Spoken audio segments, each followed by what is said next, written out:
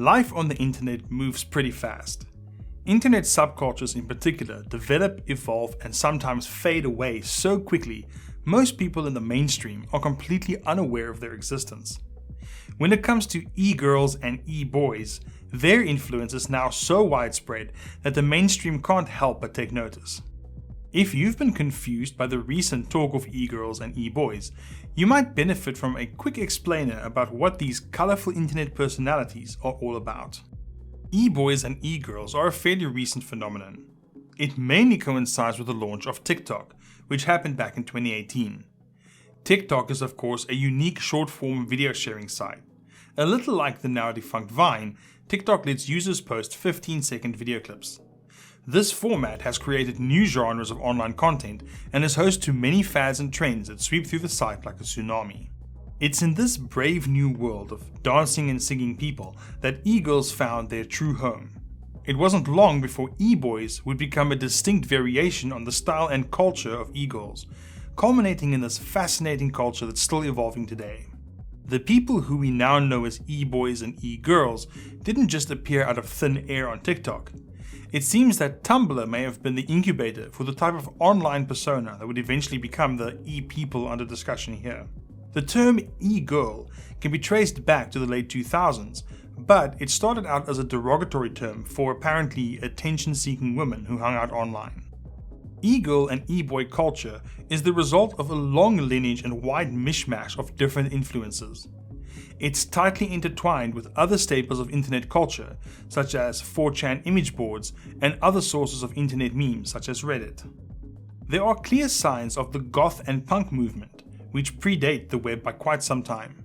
Those influences are perhaps filtered through the lens of emo fashion, which was a mainstay of Tumblr and the 2000s as a whole.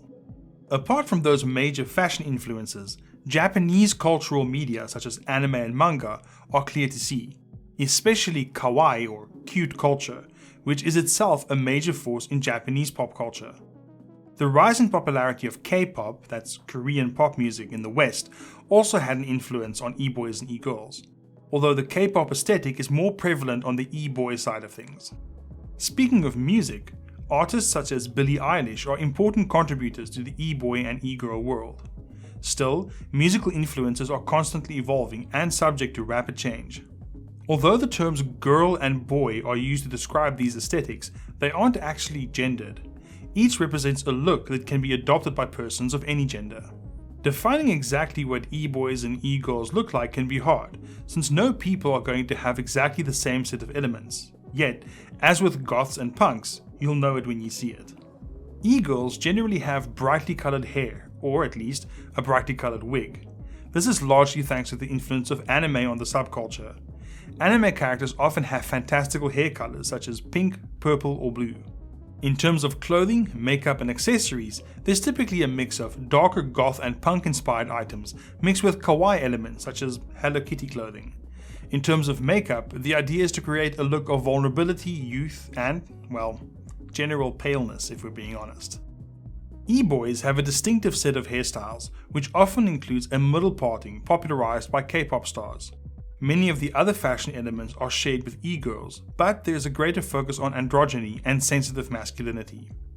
If you're curious to know a little bit more about the e-girl and e-boy subculture, check out the article linked below. See you next time.